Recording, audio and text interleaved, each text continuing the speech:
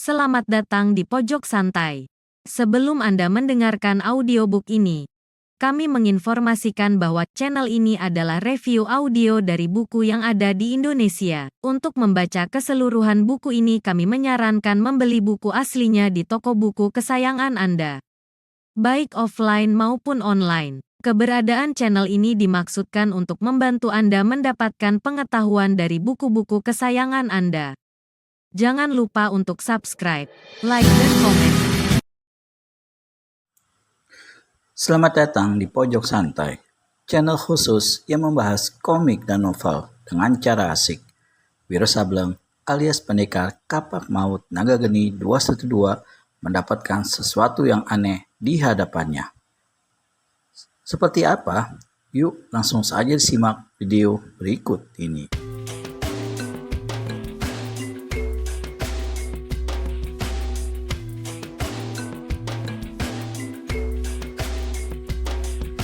Di sebuah tikungan sungai yang ditumbuhi pohon-pohon bambu amat lebat, tertambat sebuah perahu. Orang ini hentikan langkahnya. Seorang lelaki berbadan tinggi kekar melompat enteng dari dalam perahu dan bicara dengan si kurus. Yang terakhir ini kemudian cepat-cepat tinggalkan tempat itu. Setelah menunggu beberapa lamanya, Wiro keluar dari balik rerumpunan pohon bambu. Dia berdiri di tepi sungai dengan sikap seperti seorang hendak menyeberang. Ketika dia melirik ke arah perahu, ternyata di balik atap perahu kelihatan 3 pasang kaki. Sementara itu, lelaki tinggi besar yang masih tegak di tebing sungai memperhatikan pendekar 212 dengan mata melotot penuh selidik. Wiro justru melangkah mendekatinya. Saudara, aku ingin menyeberang. Apakah kau bisa membawaku ke tepi sungai sebelah sana? Berkata Wiro. Si tinggi besar ini bernama Prakunto. Dia memandang Wiro dari rambut gondrong sampai ke kakinya yang kotor, melirik pada 3 kawannya dalam perahu lalu tertawa bergelak. Pangeran dari mana yang berani memerintahku seenaknya? Oh, aku bukan pangeran sobat. Agaknya kau khawatir soal ongkos? Jangan takut, aku punya uang untuk membayar. Sebutkan saja berapa ongkosnya sampai ke seberang. Kembali Prakunto tertawa gelak-gelak. Monyet gondrong, aku tak butuh uangmu. Lekas minggat dari sini. Wah, jangan begitu sobat. Kau tolonglah aku menyeberang, pinta Wiro pula. Manusia edan, kau berani memaksaku? Tidak, aku tidak memaksa, tapi minta tolong. Prakunto ulurkan tangannya meraba dada Wiro Sableng hingga pemuda ini bergelinjang kegelian. Kulihat dadamu cukup kekar, kata Prakunto pula. Gini saja, bagaimana kalau kita adakan perjanjian baku jotos? Kalau aku menang, serahkan seluruh uang yang ada padamu dan berlalu dari sini. Bagaimana kalau aku yang menang? Balik bertanya Wiro. Prakunto tertawa meledak diikuti oleh ketiga kawannya yang ada di dalam perahu. Kalau kau yang menang, jangankan ke seberang sana, ke neraka pun kau akan kuantar. Baik, bagaimana caranya adu jotos ini? Kita saling pukul 3 kali. Siapa yang nanti jatuh atau terhuyung ke belakang berarti kalah. Wah, mudah sekali itu, kata Wiro sambil senyum-senyum.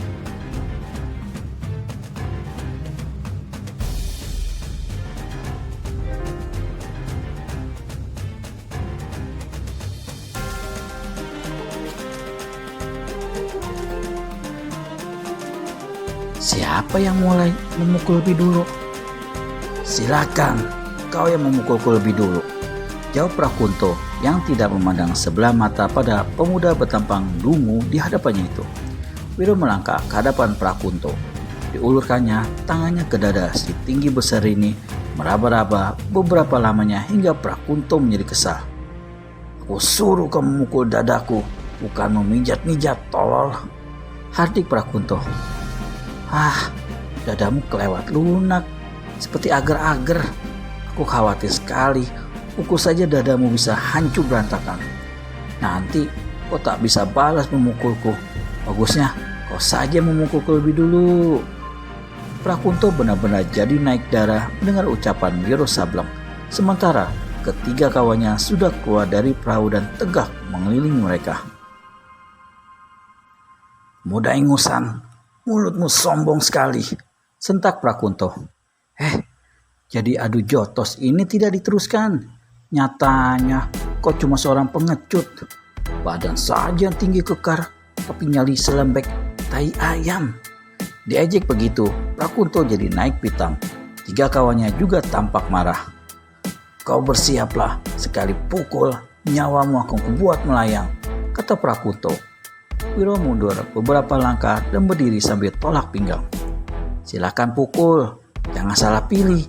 Pilih tempat yang empuk. Tinju kanan Prakunto mengepal besar dan kokoh. Dari jarak 2 langkah, tinjunya itu diayunkan sekuat-kuatnya ke dada pendekar 212 Wiro Sableng. Terdengar suara bergedebuk keras sewaktu tinju yang besar itu mendarat di dada Wiro. Baik Prakunto maupun tiga kawannya sudah sama membayangkan bagaimana jotosan itu akan membuat Wiro terlempar, roboh muntah darah, dan melayang ke akhirat. Tapi jangankan terjungkal atau terhuyung, serambut pun tubuh pendekar itu tidak bergeming. Di lain pihak, Prakunto merasakan tinjunya mendarat di sebuah permukaan selembut kapas. Membuat lelaki ini ternganga keheranan. Kau rupanya punya ilmu juga, ujar Prakunto seraya menyeringai. Tapi tunggu, masih ada 2 pukulan lagi. Jaga pukulanku yang kedua. Lalu untuk kedua kalinya, Prakunto hantamkan tinju kanannya yang beratnya tak kurang dari 50 kati. Untuk kedua kalinya pula terdengar suara. Dan untuk sekian kalinya si tinggi besar itu terheran-heran karena sasaran yang dihantamnya terasa demikian lembut. Ia memandang pada Wiro dengan mata meloncat, sementara murid Eyang Sintu Gendeng itu cuma cengah-cengir tak acuh. Pukulan terakhir sobat, seru Prakunto. Keluarkan seluruh tenagamu, luar dalam, pukullah lebih keras. Masakan manusia setinggi dan sebesarmu ini pukulannya tidak terasa apa-apa, seperti orang menggelitik saja. Muka Prakunto merah padam. Dia merasa malu terutama terhadap ketiga kawannya. Tenaga dalamnya disalurkan seluruhnya ke tangan kanan hingga mempunyai daya hantam sebat 200 kaki. Jangan tubuh manusia, tembok tebal atau kepala kerbau pun pasti hancur luluh. Kau sudah siap? Tanya Prakunto. Tinju kanannya tampak bergetar. Sudah sejak tadi sobat, saut Wiro seenaknya. Prakunto kertakanlah. Mampuslah, bentak Prakunto. Berbarengan dengan itu tinju kanannya berkelebat deras sampai mengeluarkan suara menderu. Mendarat tepat di dada kiri pendekar 212 pada bagian jantungnya. Terdengar satu jeritan setinggi langit. Prakunto berdiri terbungkuk-bungkuk. Tangan kirinya tiada henti mengusap tangan kanannya tadi dipakai meninju. Kalau 2 kali pertama tadi memukul dada lawan dirasakannya lunak lembut, tapi kali yang ketiga dada pemuda itu seperti berubah menjadi dinding karang yang luar biasa keras dan atosnya. 2 buah jari tangannya patah, kulitnya terkelupas dan mengucurkan darah di beberapa bagian. Bagaimana sobat? Kau telah memukul 3 kali. Kini giliranku, kata Wiro. Baik, kata Prakunto menahan sakit dan malu. Dia berdiri memasang kuda-kuda. Wiro mundur mengambil ancang-ancang untuk memukul. Tiba-tiba salah seorang kawan Prakunto mendekati lelaki itu dan berbisik. Kunto, kita tak ada waktu melayani pemuda edan ini lebih lama. Sebentar lagi kereta itu akan tiba. Kau mau didamprat dan digebuk Jaka Sempar. Seberangkan saja dia agar tidak mengganggu kita lebih lama. Tapi aku toh mesti melayaninya, saut Prakunto. Alah, setan, seberangkan dia. Prakunto berpikir sejenak. "Hei, mengapa kalian ini? Aku sudah siap memukul," Wiro berseru. "Sobat, biarlah, walau kau belum memukul, tapi aku mengaku kalah. Aku akan antarkan kau ke seberang," kata Prakunto pula. Wiro tersenyum dan garuk-garuk kepalanya. Dia melompat ke dalam perahu. Hanya sebentar saja, dia pun sampai ke seberang sungai. Wiro ucapkan terima kasih dan naik ke darat, sementara Prakunto mengayuh perahunya kembali ke seberang yang lain. Hanya sesaat dia mencapai tepi sungai, 10 orang berkuda sampai di tempat itu. Apa yang akan terjadi selanjutnya?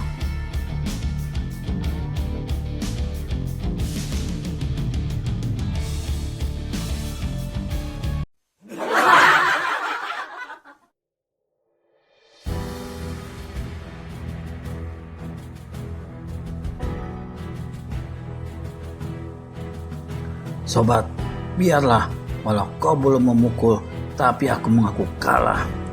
Aku akan antarkan kau ke seberang," kata Prakunto pula. Wiro tersenyum dan garuk-garuk kepalanya. Dia melompat ke dalam perahu. Hanya sebentar saja dia pun sampai ke seberang sungai. Wiro ucapkan terima kasih dan naik ke darat, sementara Prakunto mengayuh perahunya kembali ke seberang yang lain. Hanya sesaat dia mencapai tepi sungai, 10 orang berkuda sampai di tempat itu. Rombongan ini dipimpin oleh lelaki muka hitam yang dilihat Wiro di kedai di Nganglek. "Bagaimana Jaka?" tanya Prakunto pada si muka hitam yang bernama Jaka Sempar. "Kalian bersiap, cari tempat berlindung yang baik. Sebentar lagi kereta itu akan lewat. Ingat, gadis itu tak boleh mendapat cedera barang sedikit pun." Maka ke-14 orang itu pun bersembunyi di tempat yang terpencar di tikungan sungai. Kira-kira sepeminuman teh berlalu. Di kejauhan terdengar suara rentak kaki-kaki kuda dan gemertak roda kereta. Tak lama kemudian, dari balik tikungan muncullah sebuah kereta putih dikawal oleh 10 prajurit kadipaten di bawah pimpinan seorang lelaki tua gagah bernama Wilacarta. Begitu kereta memperlambat jalannya karena memasuki tikungan, maka terdengarlah ringkik binatang penarik kereta itu. 5 pisau terbang menghambur dan menancap di kaki 2 ekor kuda penarik kereta dan membuatnya tersungkur. Kereta hampir saja terbalik ke dalam sungai. Bersama dengan itu, Jaka Sempa dan anak buahnya berlompatan dari tempat persembunyian masing-masing, langsung menyerbu prajurit-prajurit pengawal dengan senjata terhunus. Daerah luar kota Jepara akhir-akhir ini memang kurang aman. Karenanya, melihat kemunculan belasan orang bermuka bengis itu, Wilacarta segera maklum kalau rombongan tengah dihadap perampok. Tapi karena saat itu dia dan anak buahnya sama sekali tidak membawa uang atau harta berharga kecuali mengawal Sri Ayu Pandan, putri Adipati Jepara, maka penghadangan itu terasa agak aneh di mata Wilacarta. Namun saat itu, tak ada waktu untuk berpikir panjang. Orang tua gagah ini berteriak memberi semangat pada anak buahnya. "Ya!" Lalu mencabut pedang dari pinggang. Sreng! Dia sama sekali tidak menduga justru rombongan yang menghadang itu memang tidak hendak merampok harta atau uang, melainkan hendak menculik putri Adipati Jepara. Setelah gadis itu di tangan mereka, Jaka Sempar akan meminta uang tebusan dalam jumlah besar. Pertempuran berkecamuk hebat.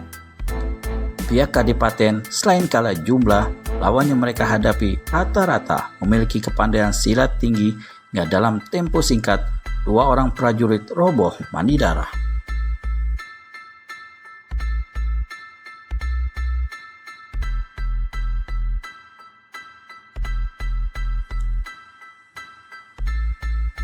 Ketika tadi kereta menyungkur tanah karena 2 kuda yang menariknya roboh, dari dalam kereta terdengar pekik perempuan. "Ah!" Tirai jendela tersingkap dan tampaklah satu kepala berambut hitam legam berwajah rupawan. Dialah Sri Ayu Pandan, putri Adipati Jepara. Belum habis kejut sang gadis akibat tersungkurnya kereta, Tiba-tiba dari semak belukar dilihatnya berlompatan manusia-manusia bertampang bengis, bersenjata golok atau pedang, dan mereka ini langsung menyerang para pengawal. Takutnya Putri Adipati ini bukan kepalang. Dia berteriak tiada henti. Wilacarta putar pedangnya dengan sebat. Hiya! Dia berhasil merobohkan seorang lawan dan melukai seorang lainnya. Ketika dilihatnya Jaka Sempar bergerak mendekati kereta, kepala pengawal ini segera menghadang. Namun, dia tidak mampu menghalangi lebih jauh karena secepat kilat 3 orang anak buah Jaka Sempar melompat ke hadapannya dan langsung menyerbu. Hiya! Kursi kereta yang merasa ikut bertanggung jawab atas keselamatan putri majikannya dengan bersenjatakan sepotong besi panjang menyerang Jaka Sempar dari samping. Hiya! Serangan itu dengan mudah dapat dielakkan oleh Jaka Sempar. Sebagai balasan, Jaka Sempar menghadiahkan satu tusukan golok yang ganas. Karena memang tidak memiliki kepandaian silat apa-apa, kusir kereta itu akhirnya menemui ajal dengan dada ditembus golok. Jaka Sempar menendang pintu kereta. Ya, tangga berantakan. Di dalam sana, Sri Ayu Pandan menyudut ketakutan. Jaka Sempar tersenyum menyeringai melihat tubuh mulus dan wajah cantik gadis itu. Dalam benaknya sudah muncul pikiran kotor. Putri itu diculik dan dimintai tebusan uang dalam jumlah besar.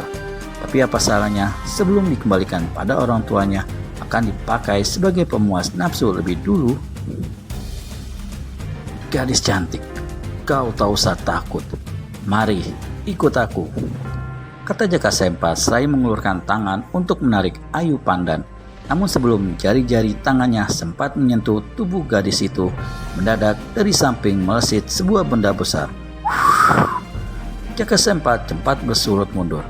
Benda itu menghantam tangga kereta. Dan ternyata adalah sosok tubuh seorang anak buahnya sendiri yang telah menjadi mayat. Terkejut bukan kepalang, Jaka Sempar palingkan kepala. Dan memberiaklah mata manusia muka hitam ini. 6 langkah di hadapannya berdiri pemuda rambut gondrong yang sebelumnya pernah dilihatnya di kedai Nganglek. Pakaiannya basah kuyup. Apakah dia telah melemparkan tubuh anak buahnya itu tadi? Pemuda berpakaian kuyup itu adalah Wiro Sableng. Sesampainya di seberang tadi, dia pura-pura berlalu, tapi diam-diam menyelinap ke balik semak-semak dan mengintai.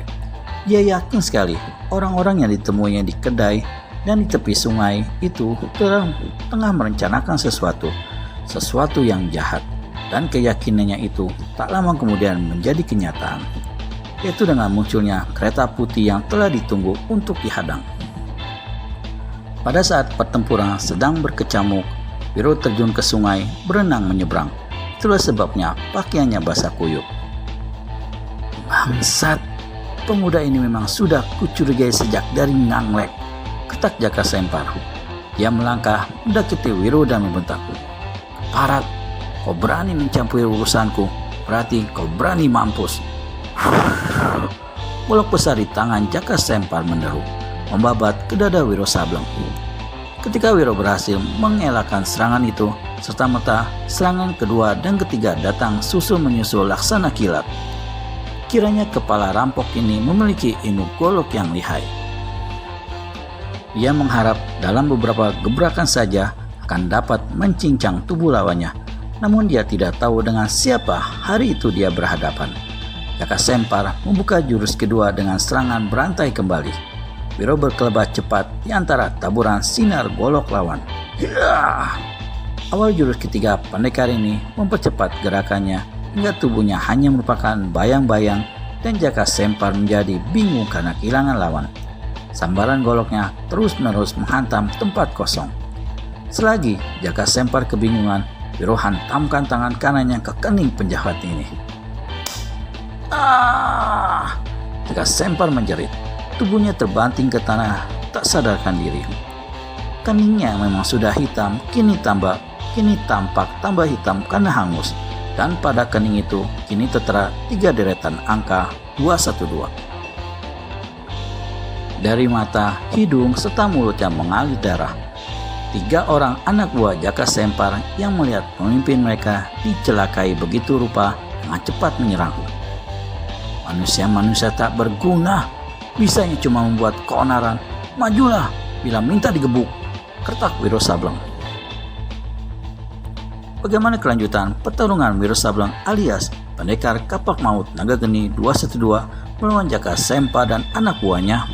Untuk pastinya, temukan jawabannya di video selanjutnya hanya di channel Pojok Santai.